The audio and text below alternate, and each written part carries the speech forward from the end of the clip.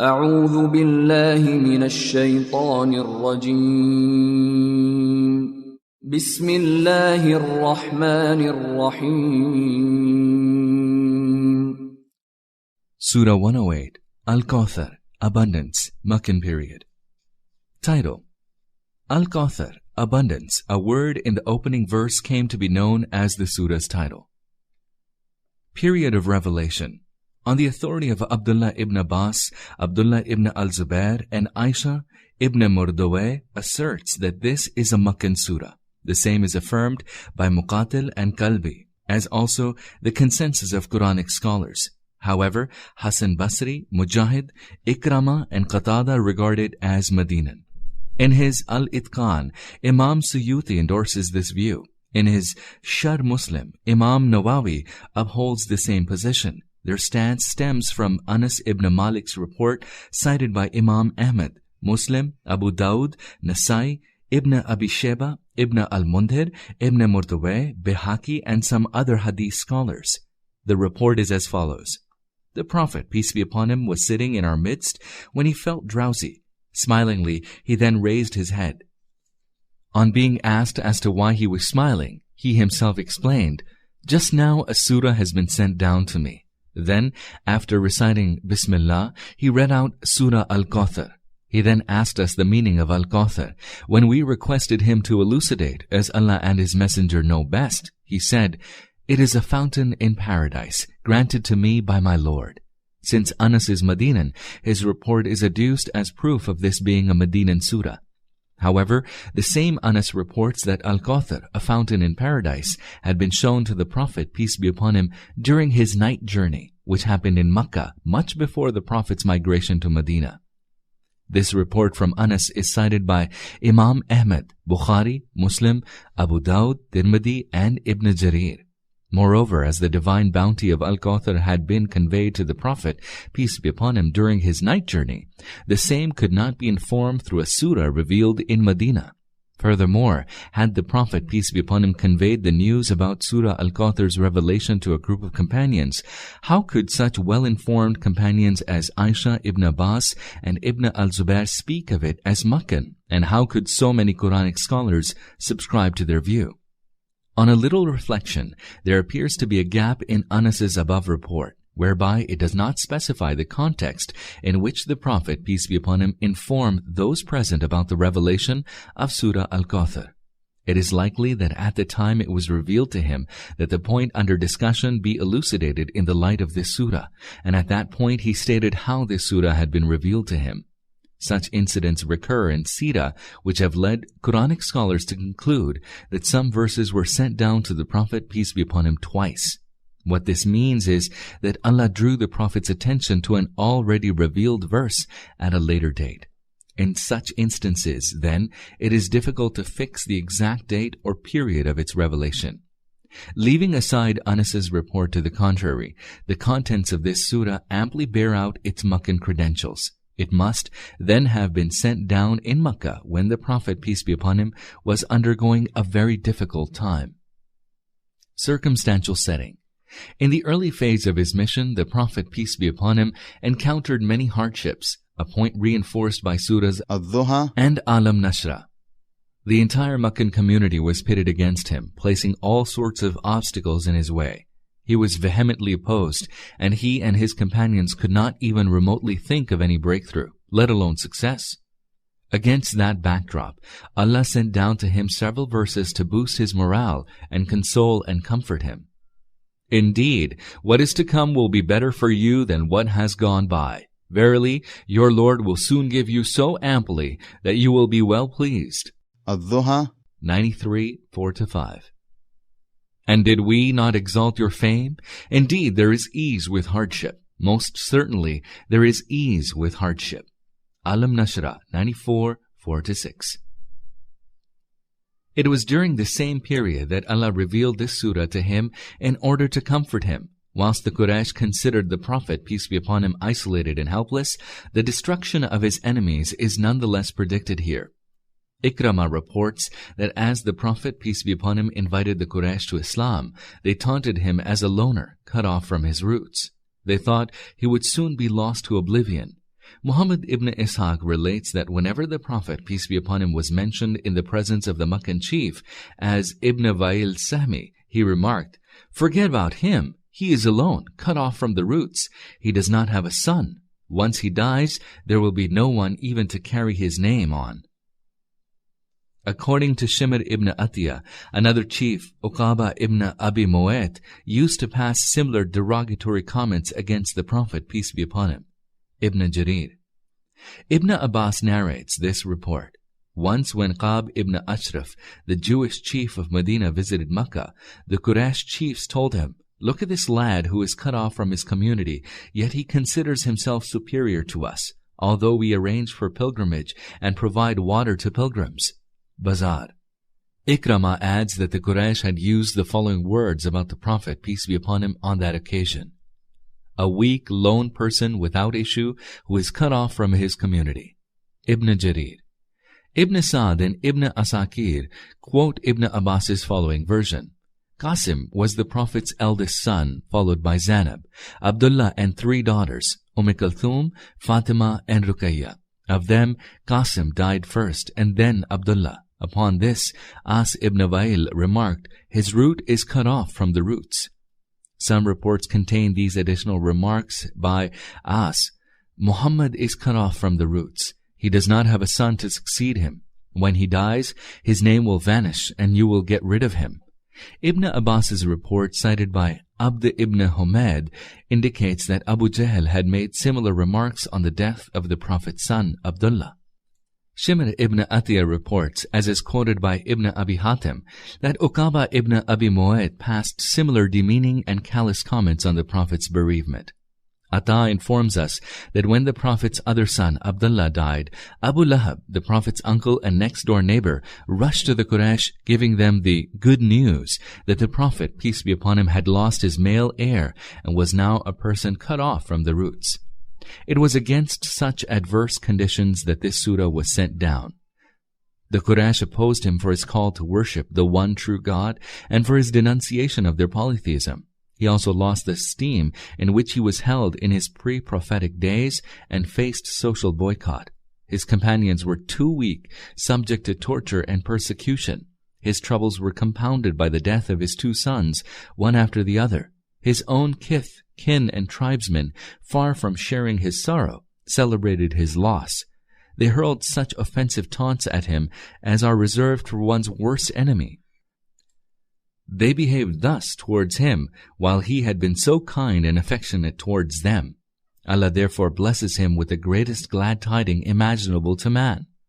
O Prophet, we have surely bestowed upon you good in abundance. Verse 1. He is also promised that his enemies will be cut off from their roots.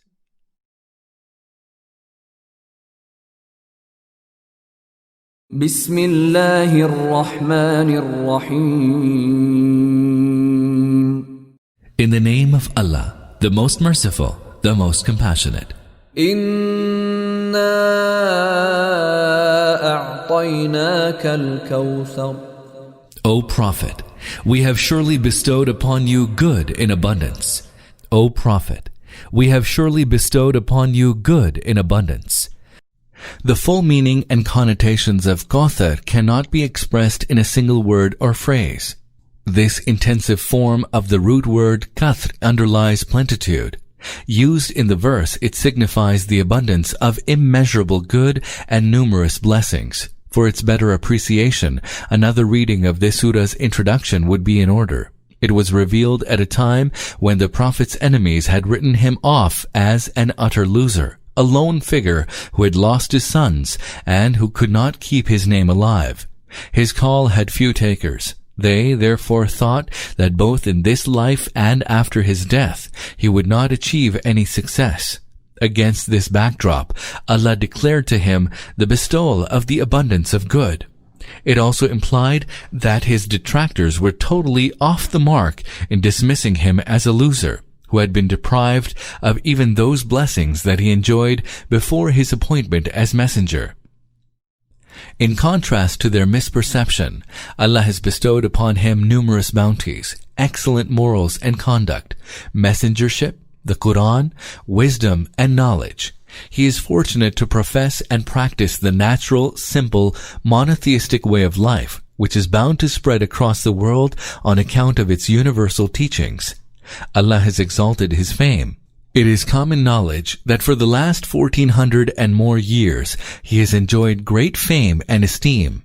His call led to the emergence of a universal community that has all along championed the cause of truth. This community boasts the larger number of pious people as its members. Even in its period of decay, this community stands more committed to truth in comparison to others.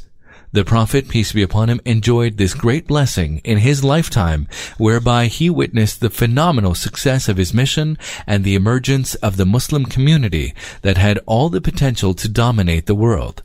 His enemies believed that his name would be lost in oblivion, as he did not have a son to carry forward his name. Allah, however, blessed him with countless spiritual sons, all Muslims who glorify his name until the last day. His daughter Fatima did have children, whose subsequent generations spread throughout the world, and who take great pride in their association with him. Al-Kawthar also includes the two great blessings that Allah will bestow upon the Prophet, peace be upon him, in the hereafter, namely, A. the fountain of Al-Kawthar granted to him in the Grand Assembly, and B. the river of Al-Kawthar in paradise. Numerous ahadith about both leave no room for any doubt regarding these. As for the fountain of Al-Kawthar specifically, the following ahadith are worth noting. A. It will be granted to him on the last day at a time when everyone will be afflicted with thirst. His community will gather around and drink from it. He will be the first to reach it and stand in its middle. He is on record as saying, "This is a fountain where my community will gather on the day of judgment." Muslim, Kitab al-Salat, and Abu Dawud, Kitab al-Sunnah. I will be the first among you to arrive at this fountain.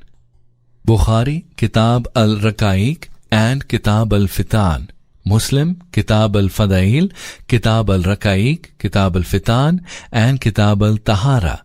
Ibn Majah, Kitab al-Manasik, and Kitab al-Zuhd, and Ahmed on the authority of Ibn Masud, Ibn Abbas, and Abu Huraira.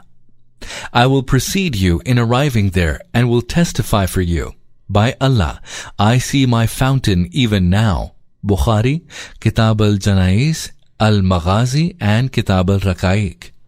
Once while addressing the Ansar, he told them, "After my death, you may suffer on account of selfishness and nepotism. Bear with it until you join me at Al-Kawthar fountain." Bukhari, Kitab al-Manaqib al-Ansar, and Kitab al-Maghazi. Muslim, Kitab al-Imara, and Tirmidhi, Kitab al-Fitan.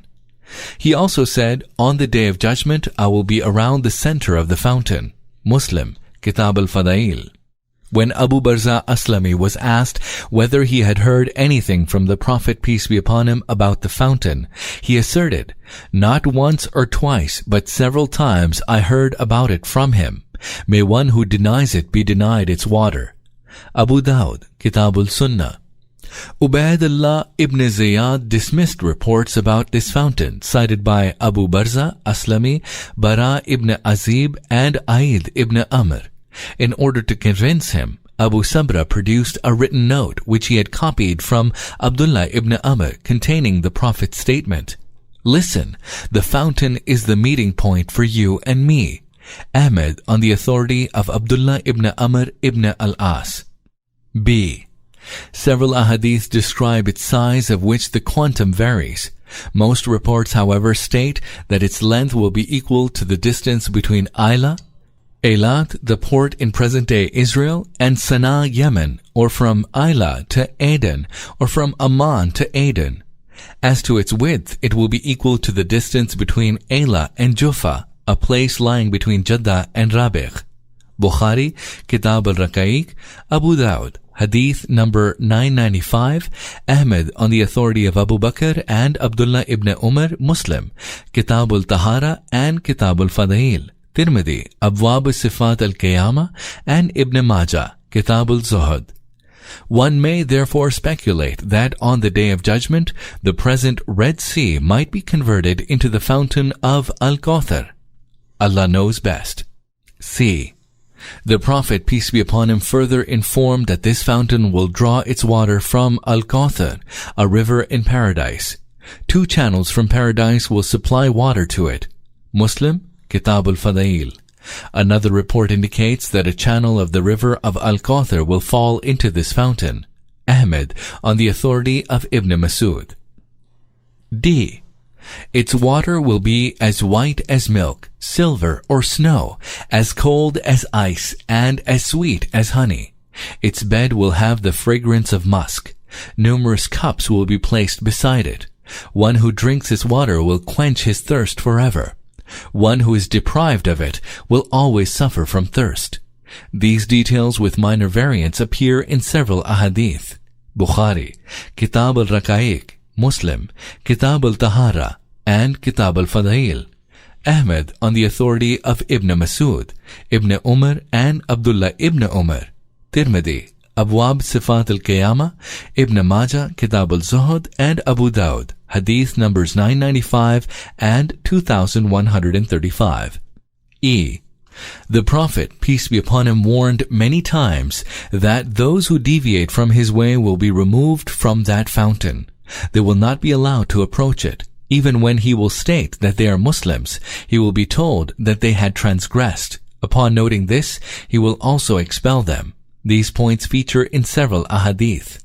Bukhari, Kitab al-Raqaiq, and Kitab al-Fitan. Muslim, Kitab al-Tahara, and Kitab al-Fadail. Ahmed, on the authority of Ibn Masud and Abu Huraira, and Ibn Majah, Kitab al-Munasik.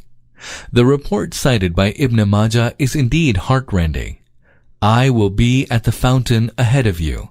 I will take pride in the greater number of my community. Do not put me to disgrace then. Beware, I will rescue some. However, some will be dragged away from me. I will submit. O my Lord, they are my companions. He will reply, you do not know what innovations they committed after you retired from the scene. According to Ibn Majah, this saying from the Prophet, peace be upon him, forms part of his sermon at Arafat. F. The Prophet, peace be upon him, warned later-day Muslims as well. Those of you who deviate from or alter my way will be removed from the fountain. I will plead, O my Lord, they are members of my community. I will be told, you do not know what changes were affected by them. They reverted. I will then expel them, forbidding them from getting near the fountain. Several ahadith embody the above points. Bukhari, Kitab al-Musaqat, Kitab al-Raqaiq, and Kitab al-Fitan. Muslim, Kitab al-Tahara, Kitab al-Salat, and Kitab al-Fadail. Ibn Majah, Kitab al-Zuhud, and Ahmed on the authority of Ibn Abbas. More than 50 companions have related a hadith about this fountain. One of the chapter headings in Bukhari's collection of hadith makes specific reference to this fountain. Anas clarifies that the Prophet, peace be upon him, said, "It is a fountain where my community will assemble." Muslim, Kitab al-Salat. Many ahadith also describe the river Al-Kawthar in paradise, which will be granted to the Prophet, peace be upon him. Some of these reports are on the authority of Anas. In some, he ascribes its description to the Prophet, peace be upon him. He states that the Prophet, peace be upon him, had seen it during his night journey. This river, shown to him, had vaults of pearls or precious stones carved from within on its banks, and the earth of its bed bore the fragrance of musk. On seeing it, the Prophet, peace be upon him, asked the angel escorting him about it, and he was told, "This is the river Al-Kawthar, which Allah has granted to you." Ahmed, Bukhari, Muslim, Abu Dawud, Tirmidhi, Tayalisi, and Ibn Jarir. Anas relates that in response to a query, the Prophet, peace be upon him, explained that Al-Kawthar is a river granted to him in paradise by Allah. Musk lies at its bed, and its water is as white as milk, and as sweet as honey. Ahmed, Tirmidhi, and Ibn Jarir. Ahmed reports that after describing the above features of this river, the Prophet, peace be upon him, added that pearls in place of pebbles lie at its bed. Ibn Umar quotes the Prophet, peace be upon him, as saying, "Al-Kawthar is a river flowing in paradise, of which the banks are of gold, and pearls and precious stones lie at its bed. Its earth is more scented than musk, and its water is whiter than milk or snow, colder than ice, and sweeter than honey. Ahmed, Tirmidhi, Ibn Abi Hatim, Darimi, Tayalisi, Ibn al-Mundhir, Ibn Murdaweh, and Ibn Abi Shayba.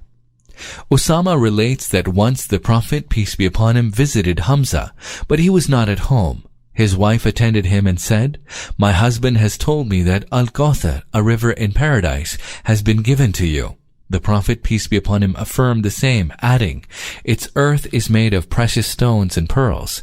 Ibn Jarir and Murdaweh.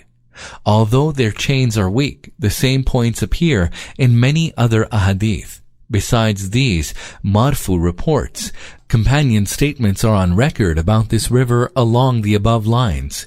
These reports are related by Abdullah ibn Umar, Abdullah ibn Abbas, Anas ibn Malik, Aisha, Mujahid, and Abu al-Aliya, and are cited in the hadith collections of Ahmed, Bukhari, Tirmidhi, Nasai, Ibn Murdaweh, Ibn Jarir, and Ibn Abi Shayba.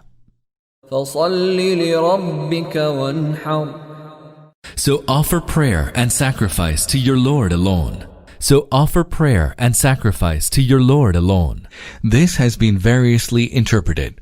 Some take it to mean the 5 obligatory prayers, while others as Eid al-Adha prayer. Many interpret it in the generic sense of prayer.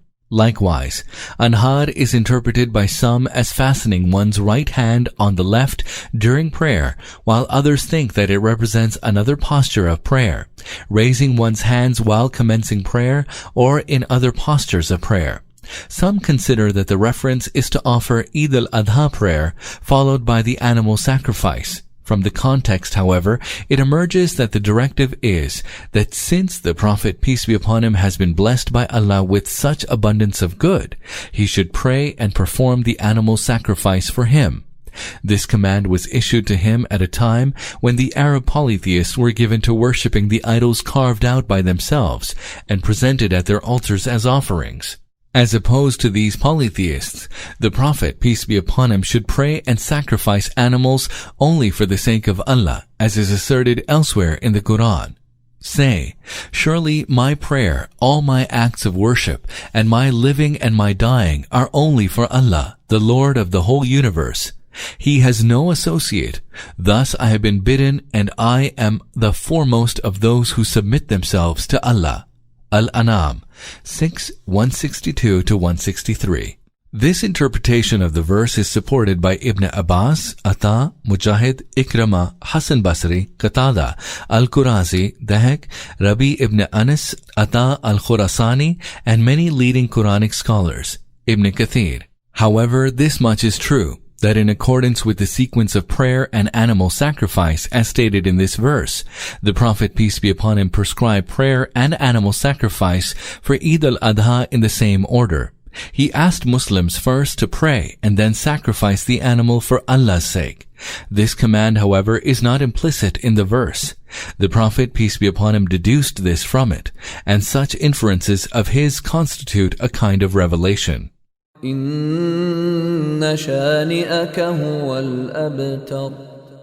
Verily, your enemy alone has been cut off from the roots. Verily, your enemy. Shani'aka is a derivative of shani, which stands for such hostility as prompts one to misbehave.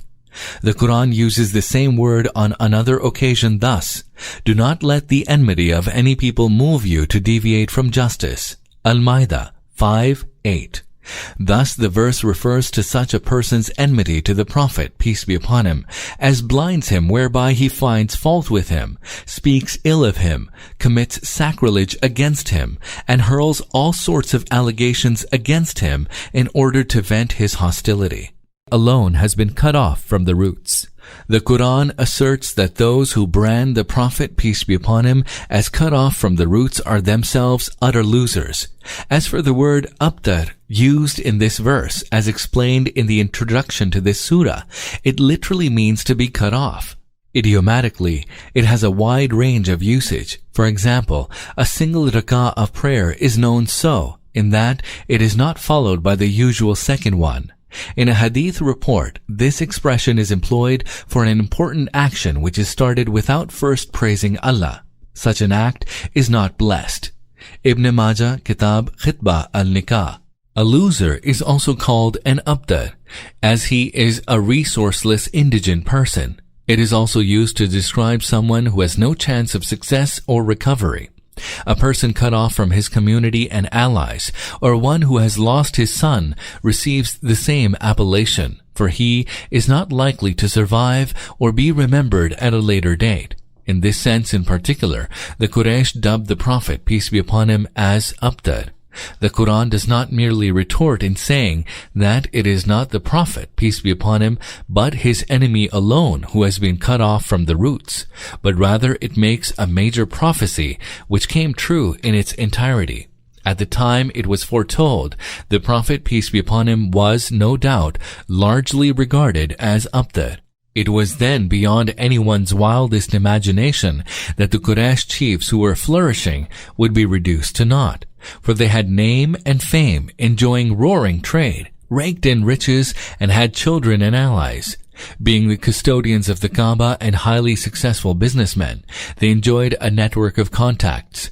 Within only a few years, however, they suffered a reversal of fate. In 5 Hijri, they invaded Medina in collusion with other Arab and Jewish tribes, and the Prophet, peace be upon him, had to defend the town by digging a trench around it. However, in 8 Hijri, the Prophet, peace be upon him, himself marched on Makkah, and they had to surrender without any help from any quarter. Within the next year, the whole of Arabia was under the Prophet's control, as delegations from all parts of the region thronged in order to pledge their oath of fealty to him. So his enemies were reduced to non-entities. There is nothing on record about the descendants of Abu Jahl, Abu Lahab, As ibn Wa'il, or Uqba ibn Abi Mu'ayt. No one ascribes his ancestry to them. In contrast, invocations and supplications are consistently made around the world for the Prophet, peace be upon him. Billions of Muslims take immense pride in being his followers. Millions of them trace their genealogy back to him and his companions. They consider themselves fortunate to be his or his companions' descendants, such as Abu Bakr, Umar, Uthman, Ali, Abbas al-Zubair, and Ansar. On the contrary, no one talks of any association with Abu Jahl or Abu Lahab. History has conclusively established who was abtar, cut off from the roots, the Prophet, peace be upon him,